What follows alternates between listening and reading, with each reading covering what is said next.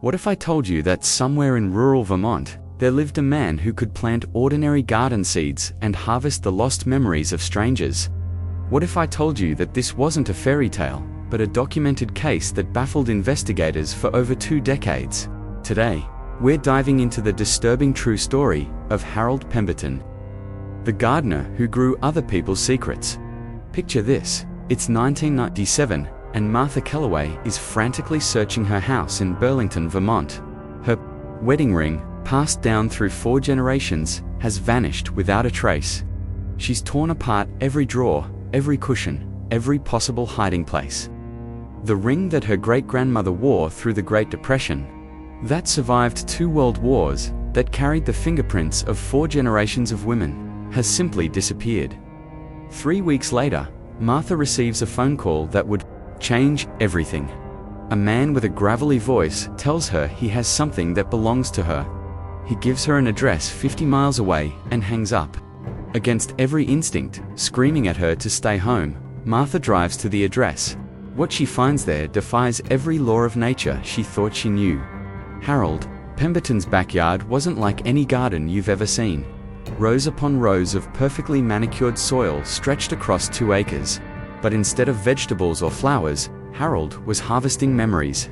From the rich Vermont earth, he pulled wedding rings, children's toys, family photographs, and personal letters, all belonging to people he claimed he'd never met.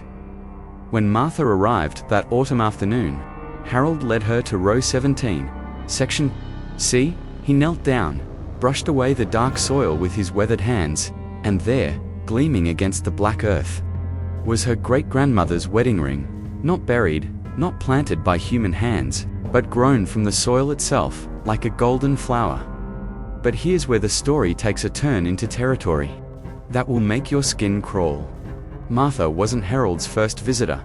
For 15 years, people had been arriving at his door, drawn by phone calls about their missing possessions. And Harold never asked for money, never wanted anything in return. He simply handed over what the earth had given him and sent people on their way. The local police had been watching Harold since 1982, when the first reports came in. Officer Daniel Morrison, now retired, told investigators that Harold's garden defied explanation. Items would appear overnight, pushing up through the soil like plants reaching for sunlight. Morrison documented over 300 cases of people retrieving their lost possessions from Harold's garden, and not once could they trace how these items arrived there. But the most disturbing discovery came in 2003, when Harold's health began failing and he decided to tell the truth about his garden. What he revealed to Dr. Sarah Chen, a psychiatrist from Dartmouth Medical School, would become one of the most chilling case studies in modern psychology.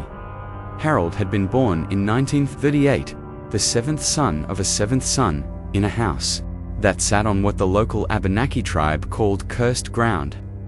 His grandmother, Esther Pemberton, had been the town's unofficial keeper of lost things. A woman people visited when their most precious possessions vanished without explanation. When Harold was 12 years old, his grandmother lay dying in the upstairs bedroom of their farmhouse. With her final breath, she grabbed Harold's hand and whispered words in a language he didn't recognize. The moment she died, Harold felt something shift in the world around him. The air grew heavier, the shadows darker, and the soil beneath his feet began to pulse with an energy that felt alien and hungry. Dr. Chen's interviews with Harold, recorded over 6 months before his death, reveal a man haunted by his own gift. Harold described the sensation of walking through his garden at dawn, feeling the earth pulling at his consciousness, showing him flashes of other people's lives. He would see a woman crying over a lost locket, a child searching for a beloved toy, a man desperately hunting for his father's war medals. The soil, Harold claimed, was connected to every lost thing in a 50-mile radius. It could sense the emotional weight of objects, the grief and desperation of their owners.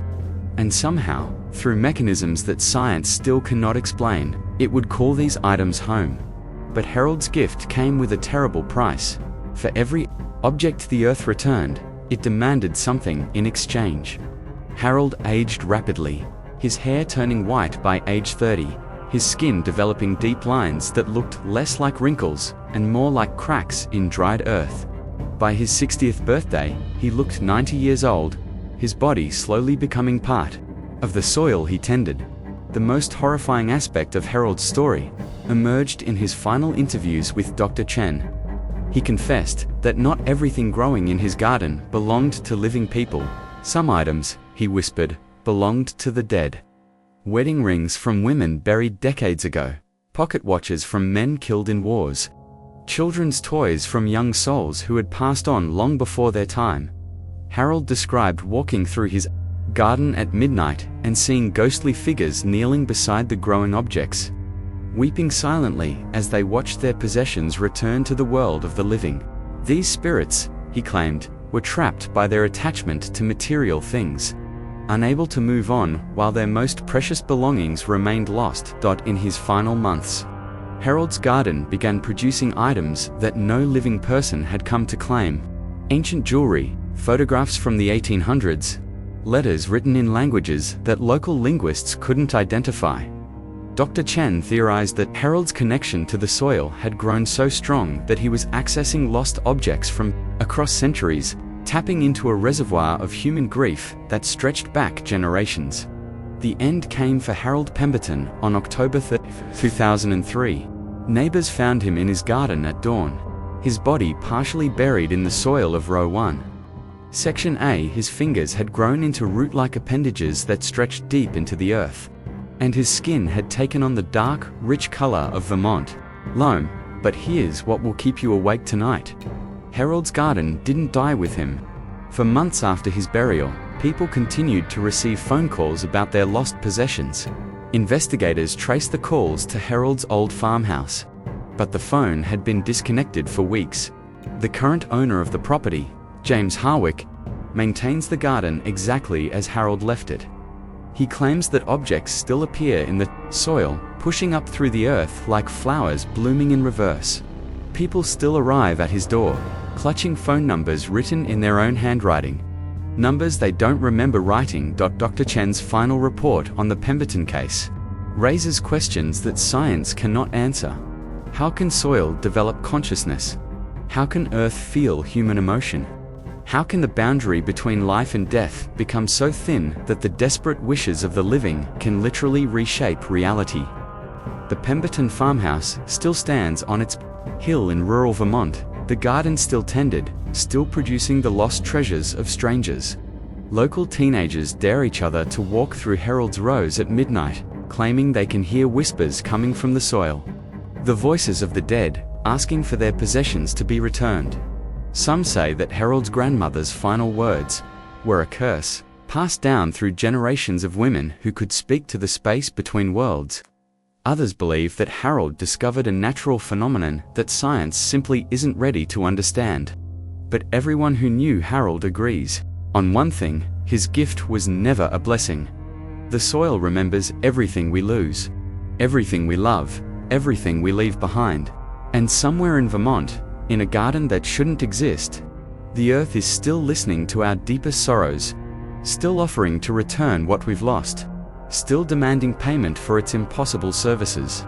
The next time you lose something precious, something that carries the weight of memory and love, listen carefully to the silence around you. You might hear the phone ringing.